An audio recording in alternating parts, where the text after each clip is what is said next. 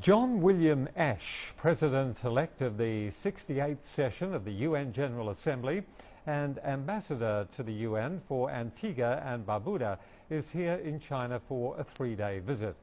CCTV's Ho Na has been speaking to him about his views on the post-2015 international development agenda and China's role at the United Nations.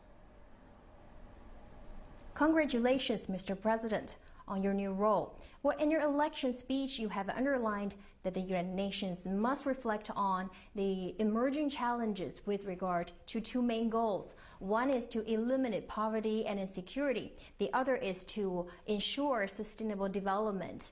Well, what do you think are the challenges to achieve these two goals? As I see it, it faces a number of challenges, two of which you have highlighted. Others include defining an agenda that is all-inclusive. The first challenge is to make sure that the agenda meets the needs of the majority of members, i.e. the developing countries.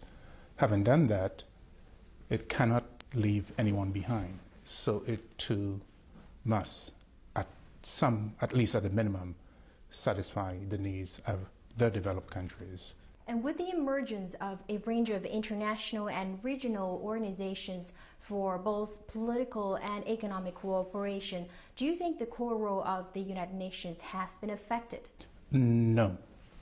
As a matter of fact, one of the things that I highlighted in my acceptance speech on June 14th was that there is a need for greater South-South cooperation, that is cooperation between developing countries.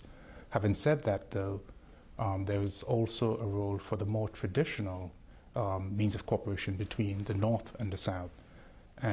One should not substitute for the other. You actually do need both, and the UN can be an engine in furthering, enhancing these modes of cooperation. Well, you have been the chief negotiator for sustainable development issues in your country, and then as the new president of the UN General Assembly, how does the UN envision the post-2015 international development agenda and the objectives for the sustainable development? Especially, what is your expectation for China's role in this regard?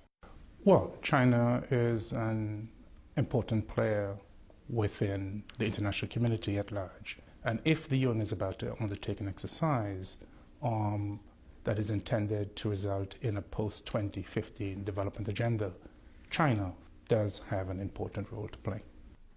Thank you very much, President. Thank you very much. Have a nice day here in Beijing. Thanks.